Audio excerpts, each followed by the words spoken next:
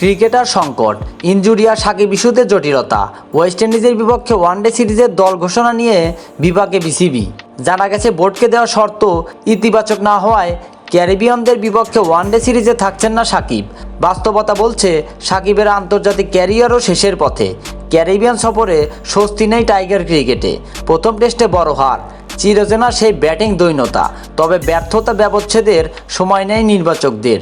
তাদের এখন বড় চ্যালেঞ্জ 8 ডিসেম্বর থেকে শুরু হতে যাওয়া ওয়ানডে সিরিজের দল গোছানোই।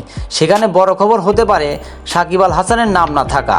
ক্যারিয়ারের শেষ টেস্ট ম্যাচটা দেশের মাটিতে খেলে বিদায় নিতে চেয়েছিলেন সাকিব আল হাসান, কিন্তু আওয়ামী লীগের সংসদ সদস্য হওয়ায় নিরাপত্তা নিয়ে সরকারের সবুজ সংকেত না পাওয়ায় দেশে ফিরতে পারছেন না তিনি। এমন অবস্থায় হুমকির মুখে পড়েছে সাকিবের আন্তর্জাতিক ক্যারিয়ার। আফগানিস্তান সিরিজে না থাকলেও ওয়েস্ট ইন্ডিজের বিপক্ষে ওয়ানডে সিরিজ দিয়ে মাঠে ফেরার কথা জানিয়েছিলেন দেশসেরা এই ক্রিকেটার। কিন্তু দল ঘোষণার আগে আবারও দুঃসংবাদ সাকিবকে নিয়ে। মূলত বিসিবির সঙ্গে দর কষাকষি করেও সফল হতে পারেনি তিনি।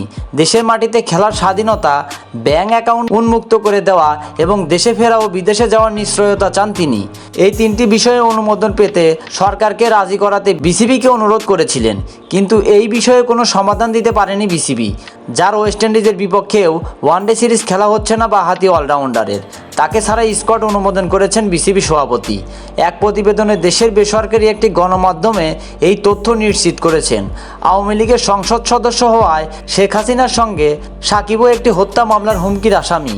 শেয়ার বাজার কারসাজিতে জড়িত থাকার অভিযোগে 50 লাখ টাকা জরিমানাও করা হয়েছে তাকে। বিদেশে টাকা পাচার রোধে সম্প্রতি সাকিব ও তার স্ত্রী উম্মে আহমেদ শিশিরের ব্যাংক অ্যাকাউন্ট জব্দ করেছে বাংলাদেশ ব্যাংক, যার ফলে বিদেশে থাকাকালে প্রয়োজনীয় ব্যয় নির্বাহ করতেও সমস্যা হচ্ছে বলে জানান সাকিব।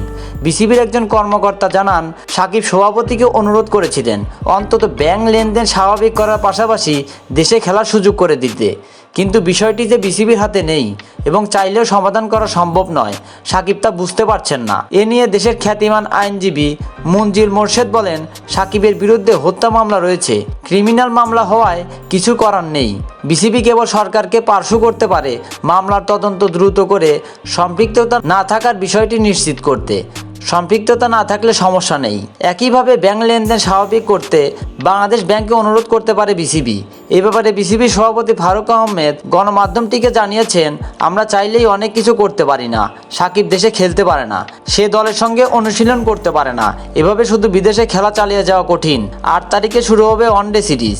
অল্প কয়েকদিনের মধ্যে দল ঘোষণা করবে বিসিবি।